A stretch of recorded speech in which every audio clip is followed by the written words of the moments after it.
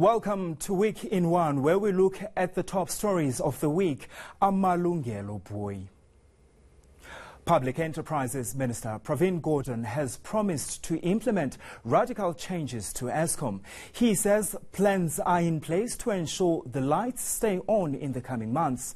Gordhan says if South Africa experiences load shedding, it won't go beyond stage 1. ENCA's Aviwe Mtila caught up with the minister straight after the announcement. What has changed is that over the past while, we've had the presidential task team report, which gave us some insights. We've had very intensive work within Eskom itself to understand why do these breakages occur, where do they occur, how can we speed up the processes of maintenance and procurement that supports maintenance, but in a legal kind of way. And then thirdly, we've had this intensive look inside a power station at a technical level by the technical review team. And all of that has now come together, and we are now in a position to say we have a much better understanding of where breakages are, why they are occurring, and how could we prevent them from occurring on the one hand, and where they do occur, how can we repair them or maintain them as quickly as possible. Just on the topic of debt, Minister, we understand that so there are municipalities that owe Eskom a significant number of debt. Can you give us that number and maybe also indicate that will there be investigations maybe from the Hawk to people that maybe are stealing these monies? Yeah, the municipal debt I think increases at the rate of 1 million rands a month. The total is somewhere around 20 billion rands at the moment. Municipalities like Maluti Upper Fong in the Free State owe 3 billion rands. And there has been a very lackadaisical attitude in relation to paying this amount.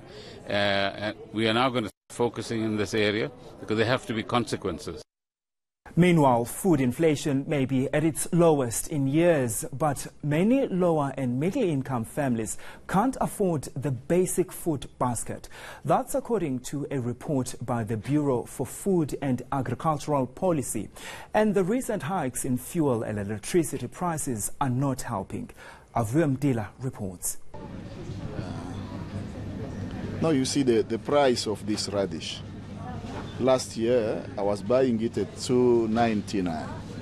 Today, it's 6 rand. Just one of many South Africans feeling the pinch. With each passing year, consumers have gradually been paying more for groceries. So much so that the Pietermaritzburg Agency for Community Social Action says the basic food basket has reached its highest level ever of over 3,100 rand.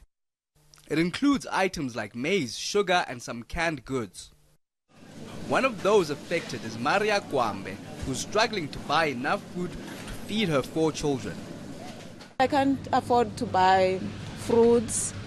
I can't buy it's not even all the vegetables that I'm gonna buy. Only things that I'm gonna cook for now. Yeah, every day I have to live like that. While food inflation remains at a lowly 2.3%, the recent fuel and electricity price increases are likely to change that. Businesses are already feeling the pinch of transporting goods. We fight for the consumer, we fight for ourselves, and we try our very best. So, yeah, prices will go up for sure. It's going to go up and it's going to continue going up, until we can bring those prices back down again. This woman suggests people change their diets to compensate. It is more affordable to actually have some plant proteins than it is to actually go and buy from the butchery. So I think a lot of people are learning to go a little bit vegetarian because it becomes more affordable. While not everyone might be willing to change their lifestyles, some may have no choice. Aviwe Mtila, Johannesburg. Officials at a Carltonville nursery school have been widely criticized for failing to report incidents of child abuse. Earlier this week, authorities closed the Nini's Neuron crash after a video emerged of a woman assaulting children at the facility. The woman in the video appeared in court on the 28th of March on a charge of assaulting a minor. She's been released on bail and will appear again on the 7th of May. The school principal is claiming she was being threatened and blackmailed by a former employee. That's why she did not report the abuse. But one civil rights group says that's inexcusable. All adults, regardless of whether you are in an institution or not, you carry a responsibility to report cases of abuse. And I've said it, you have a legal obligation to do that. And if you don't do that, you're as good as a criminal. And then with institution, when you are in institution, everybody that works under you must be fit to work with children. We have the Child Protection Register, which we all know that it's not effective. So what we need to do is that we vet everyone that comes into our institutions. You've played your part as an employer. And once such incidences happen, when you have tried to safeguard, because it doesn't mean that if you vet somebody, these incidences are not going to happen.